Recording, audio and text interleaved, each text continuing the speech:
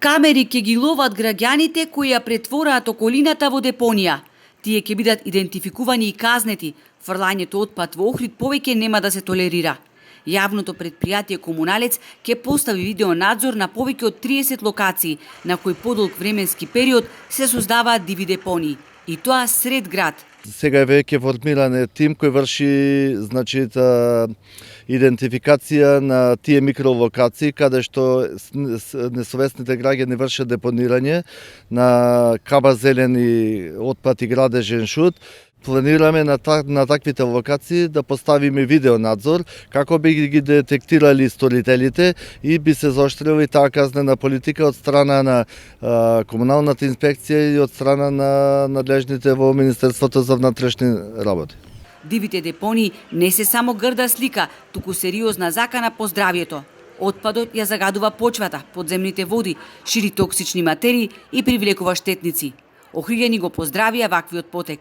Тоа е за срамота и треба да се застрамиме сите, затоа што ѓубрето твое што ти сметат, го фрлаш пред мене, ако ти смета тебе, ми смета и мене.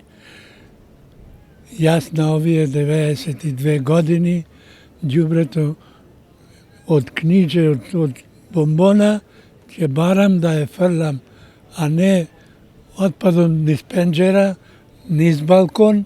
Ако ги казна, тогаш може да се освестат така. Иначе вака, ништо.